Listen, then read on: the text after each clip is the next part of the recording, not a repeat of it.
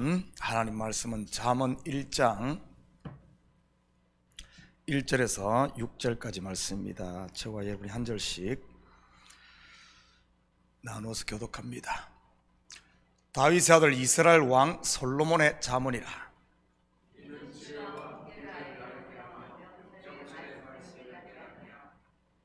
지혜롭게, 공의롭게, 정의롭게, 정직하게 행할 일에 대하여 훈계를 받게 하며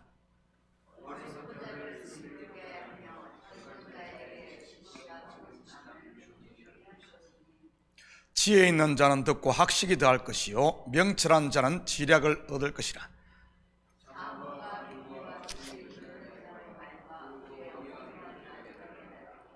아멘. 좋은 아침입니다. 우리는 지금 새벽마다 성경의 시가서를 공부해오고 있습니다. 시가서를 다른 말로는 성문서라고 부르기도 합니다. 성경에 시가서가 5권인데 어떤 책들이죠? 먼저는 욥기, 시편, 잠언, 전도서, 그리고 아가서입니다.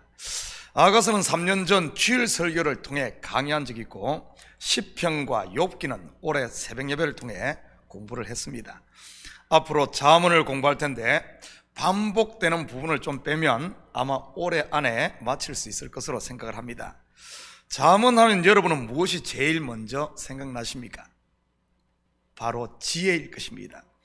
히브리어로 호크마라고 하는데 호크마 주석도 있지 않나요? 일반적으로 지혜라고 하면 세상을 사는 처세술로 이해하기 쉬운데, 성경에서 말하는 지혜의 핵심은 처세술이 아니라 여호와를 아는 것입니다. 확인합니다. 잠언 9장 10절입니다. 여호와를 경외하는 것이 지혜의 근본이요 거룩하신 자를 아는 것이 명철이니라. 그렇다면 어떻게 하는 것이 여호와를 경외하는 것이며 그를 아는 것일까요? 그의 명령 곧 율법을 지키는 것입니다. 겉으로만 지키는 율법 말고요. 왜냐하면 율법을 겉의 것으로만 다 지킨 바리새인들이나 서기관들이 하나님을 하나도 알지 못했으니 말이지. 그들이 하나님을 알았다면 어떻게 하나님의 아들 예수를 십자가에 못 박게 내어 주었겠습니까? 율법을 겉의 것이 아닌 속의 것으로 지키는 것이 여호와를 경외하는 것이요 그를 아는 것입니다. 다시 말해 율법으로 자기가 죄인임을 깨닫고 하나님이 보내신 그리스도께로 나오는 것 말이지요. 그러기에 지혜의 결국은 생명나무요 영생인 것입니다. 이처럼 잠언서 또한 다른 성경과 마찬가지로 사망에 매인 우리를 생명으로 인도하는 복음을 말하는 언약의 책인 것이지요. 먼저 잠언이라는 말이 무슨 뜻입니까? 잠언이라고 할 때 잠은 찌를 잠자를 쓰고 있습니다. 바로 찌르는 말이라는 뜻이지요. 부모가 자식을 교육할 때 말을 듣지 않는다든지 자꾸 정신줄을 놓으면 어떻게 하죠? 매를 듭니다. 물론 요즘에 그랬다가는 아동학대로 큰일 나죠 말이지. 제가 어릴 때만 해도 선생님들이 학교인지 이것이 무슨 타작마당인지 모를 정도로 매를 많이 들었습니다. 특히 중간고사나 기말고사가 끝나고 나서는 말이지. 그런데 유대인들은 매를 때리는 것이 아니라 막대기 끝이 뾰족한 막대기를 가지고 이렇게 찔렀다고 합니다. 매 맞는 게 더 좋은 것 아닌가요? 이거 찌르는 보다. 정신이 번쩍 들게 말이지요. 이처럼 잠언이 바로 마음을 찌르는 말이라는 뜻입니다.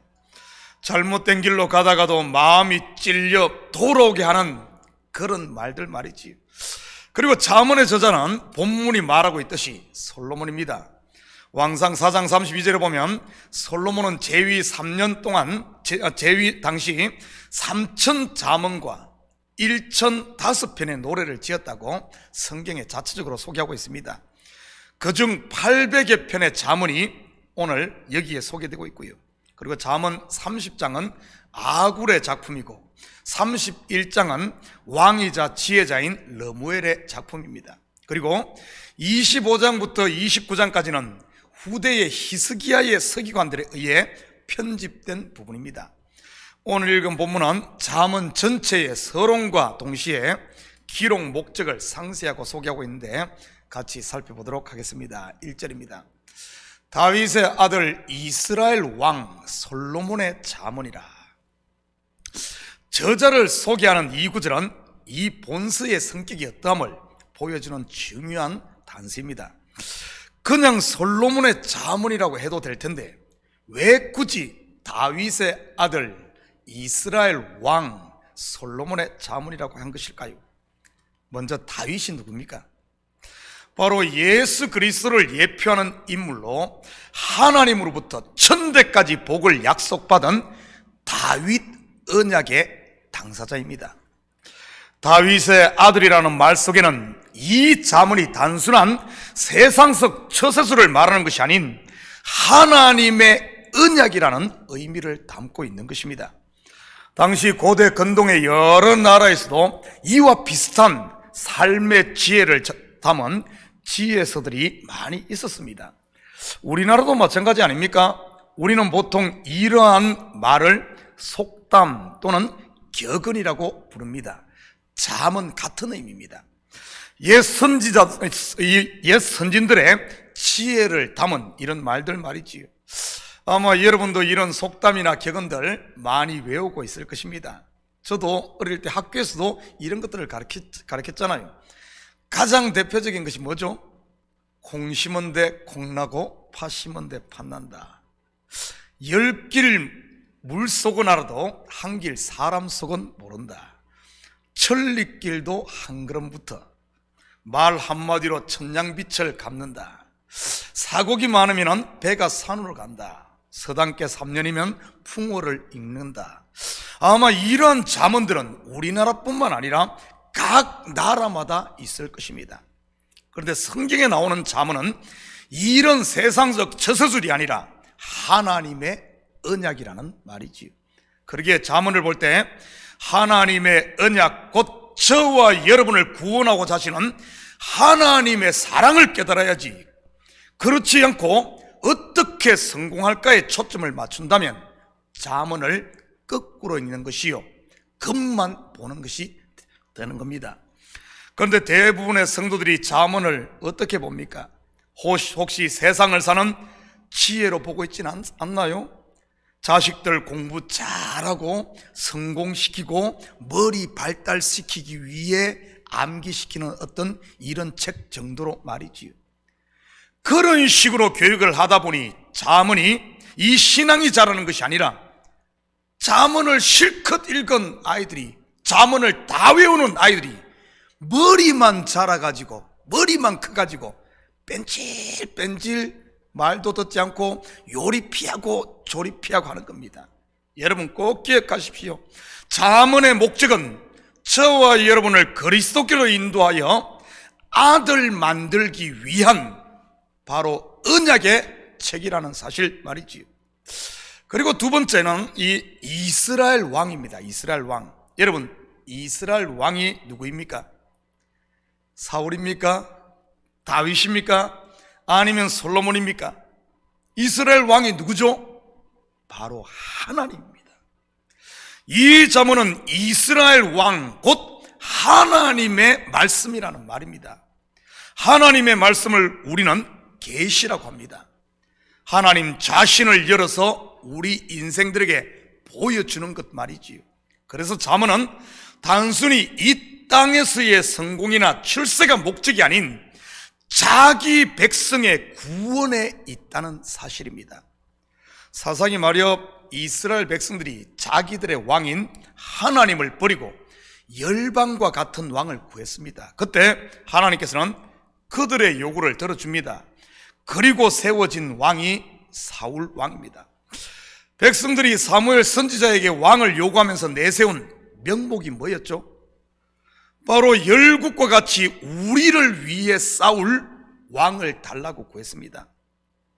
다시 말해 전쟁에서 자기들을 구원할 왕을 요구했던 것이지요. 그러기에 왕의 첫 번째 임무는 백성들의 구원인 것입니다. 이스라엘의 왕이신 하나님께서 하시는 일도 바로 그 일인 것이지요. 죄와 사망에서 자기 백성 바로 저와 여러분을 건져내는 구원 말이지요. 세 번째가 솔로몬입니다. 여러분, 솔로몬은 샬롬에서 온 말로 평강이라는 뜻입니다. 또한 그가 태어났을 때 하나님께서 그에게 주신 이름이 여디디야, 곧 하나님께서 사랑하시라는 자란 뜻이지요. 하나님께서 사랑하시는 평강의 왕이 누굽니까? 바로 예수 그리스도입니다.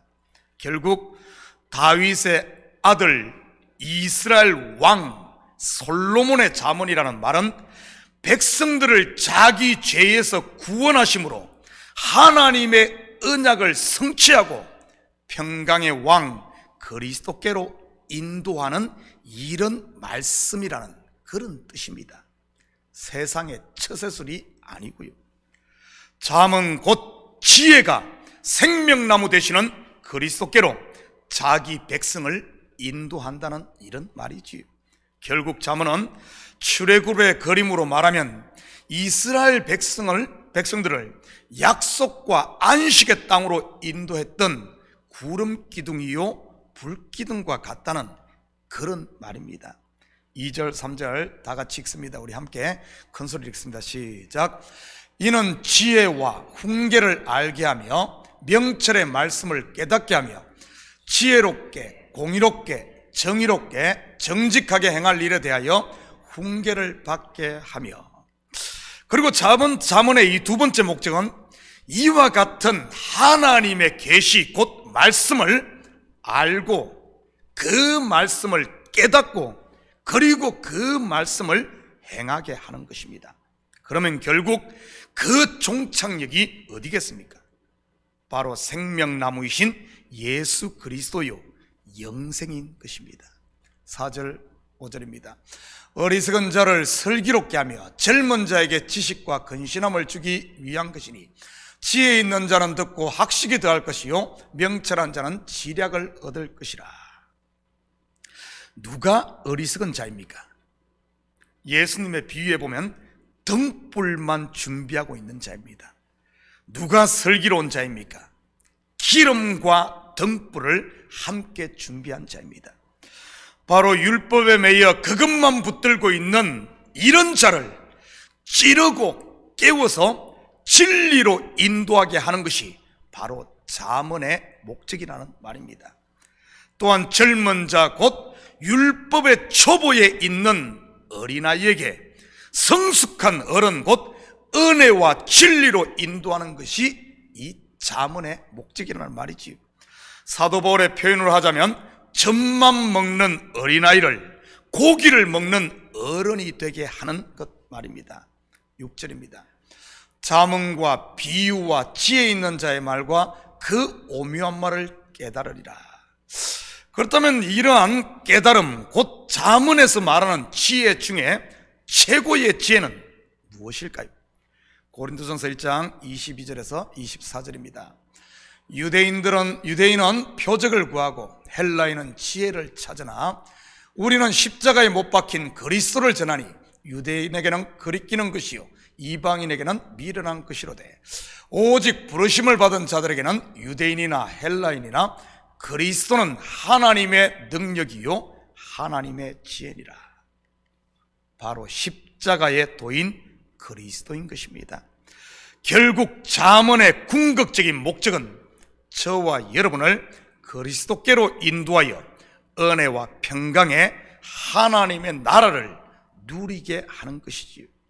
사랑하는 성도 여러분, 앞으로 이 새벽에 잠언을 같이 공부하며 생명나무가 되시는 그리스도를 더 깊이 알고 그분이 주시는 생명나무 열매를 먹음으로 이 땅에서부터 영생을 사는 하나님의 나라를 누리며 사는 이런 복된 성도들이 다 되시기를 주님의 이름으로 축복합니다.